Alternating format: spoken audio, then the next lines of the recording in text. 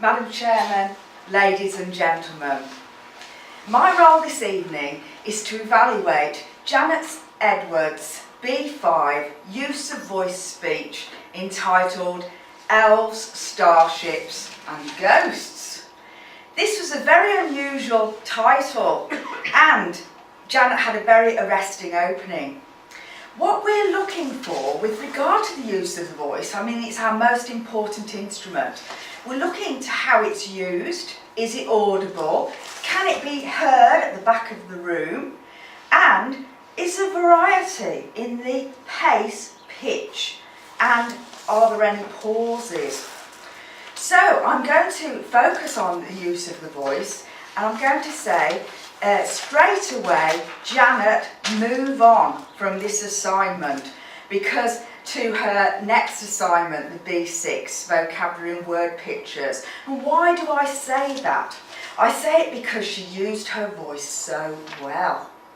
She came up and she started with telling us about some steampunk speculative fiction and used very unusual words like 3 continents of speculative fiction, which she explained. But she started with the top hat, which gave it a very unusual start, and her voice was strong right from the start. Throughout, she varied her voice. I particularly loved the little voice of the Hobbit.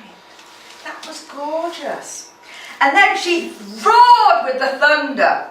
So that's what we were looking for. We were looking for variety of using the voice.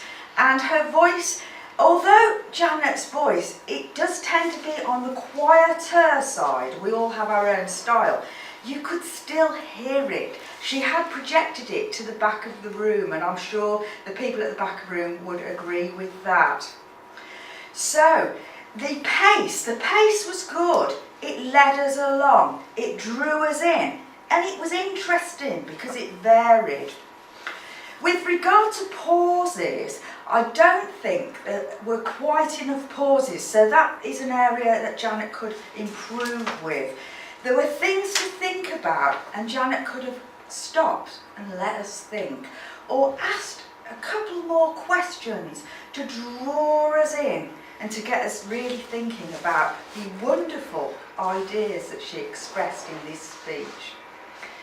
With regard to her gestures, they were there, and some of them were really good with the creaking slowly open, the wiping everybody out. So there were bold gestures and there were good gestures, but there were too many of the same gesture. Now this, I think, did detract a little bit from the speech, and some advice to me is to look at this gesture. This gesture appeared again and again and again. So that really did detract from it. So advice is to be a little bit more still with the gesture and only have it come out when it's really needed. She said they live it, they wear it loud, and she became loud. Great. So great use of voice. With regard to the construction, Janet is a writer and it showed. There was a great beginning, good development, and ended with impact. The top hat came on for the beginning, the top hat came off for the ending. And throughout, it really developed well. She was talking about horror, fantasy and science fiction, a very logical development.